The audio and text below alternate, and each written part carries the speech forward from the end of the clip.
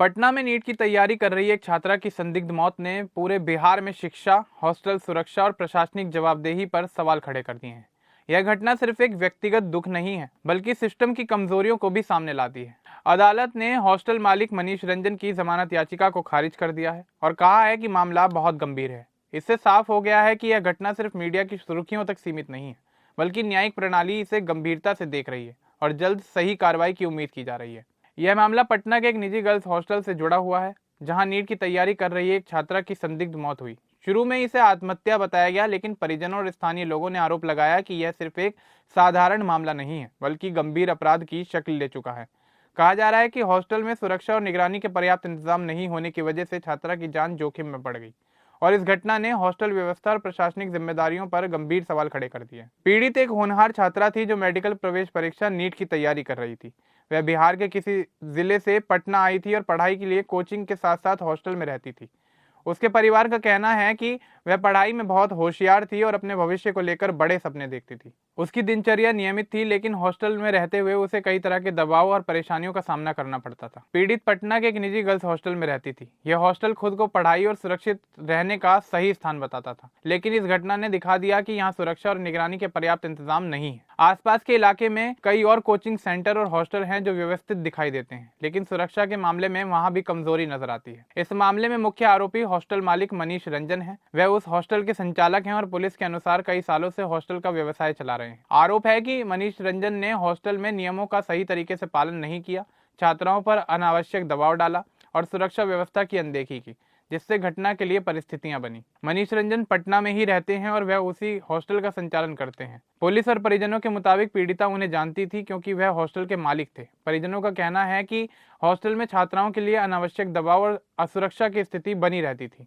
जिससे उनके लिए रहने और पढ़ाई करना मुश्किल हो गया था। हॉस्टल में रहने वाली छात्राओं और कर्मचारियों से जांच के दौरान बयान लिए गए। कुछ छात्राओं ने बताया कि जिस दिन यह घटना हुई, हॉस्टल का मालिक सामान्य नहीं था और वहां कुछ असामान्य गतिविधियां चल रही थी। कुछ कर्मचारियों ने भी माना कि हॉस्टल में नियमों का पालन ठीक से नहीं होता था। हालांकि कई लोग खुलकर बात करने से डर रहे थे, इसलिए पूरी सच्चाई सामने नहीं आ पाई। घटना के सामने आने के बाद पुलिस ने मुख्य आरोपी मनीष रंजन को गिरफ्तार किया और उस पर लापरवाही और छात्राओं को उत्पीड़ित करने के आरोप दर्ज किए। आरोपी ने जमानत के लिए याचिका दाखिल की, लेकिन पटना की प्रथम श्रेणी की न्यायिक दंडाधिकारी प्रियंका कुमारी की अदालत ने इसे खारिज कर दिया। अदालत ने स्पष्ट रूप से कहा है कि मामला बहुत गंभीर है और फिलहाल आरोपी को कोई राहत नहीं दी जा सकती। पुलिस की जांच में सामने आया है कि हॉस्टल में सुरक्षा और निगरानी के पर्याप्त इंतजाम नहीं थे। हॉस्टल प्रबंधन ने छात्राओं की शिकायतों को गंभीरता से नहीं लिया और नियमों का पालन सही तरीके से नहीं किया गया। फॉरेंसिक और तकनीकी जांच अभी भी जारी है और पुलिस इस घटना के हर पहलू की पूरी तरह से पड़ताल कर रही है। पुलिस ने बताया कि यह मामला सिर्फ एक व्यक्ति की गलती नहीं, बल्कि सिस्टम की कमजोरियों को भी उजागर करता है। इसलिए पूरे मामले की गहन जांच की जा रही है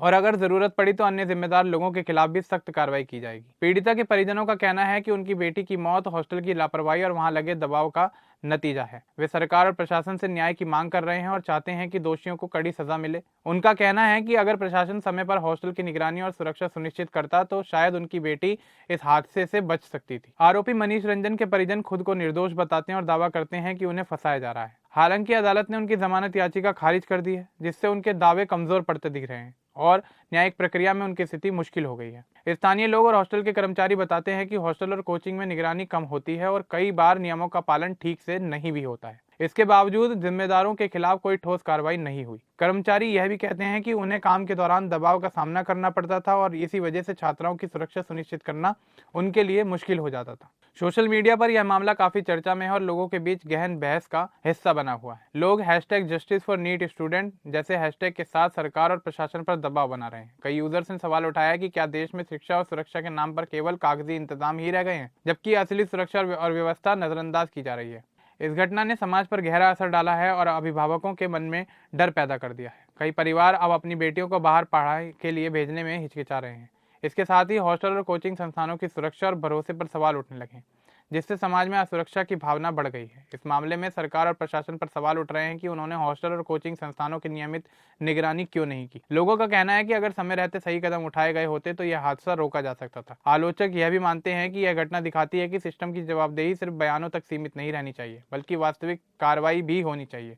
पटना की यह घटना साफ कर देती है कि सिर्फ जांच और बयान देना पर्याप्त नहीं है। अदालत ने आरोपी की जमानत याचिका खारिज कर दी, जो एक सख्त संदेश है। लेकिन असली चुनौती अब सरकार और प्रशासन के सामने है। अब देखना यह है कि सिस्टम में सुधार होगा या नहीं, हॉस्टलों की सुरक्षा पुख्ता की जाएगी और भविष्य में ऐसी घटनाओं को रोकने के लिए ठोस कदम उठाए जाएंगे या फिर नहीं। या फिर यूं कहा जाए कि इस मामले में न्याय तभी पूरा होगा जब दोषियों को सजा मिले और सुरक्षा व्यवस्था को मजबूत बनाया जाए। अब इस पूरे मामले को लेकर आपका क्या कुछ कहना है, हमें कमेंट बॉक्स में जरूर बताएं। बाकी इस तरह के और अपडेट्स के लिए हमारे चैनल को सब्सक्राइब करना ना भूलें। धन्यवाद।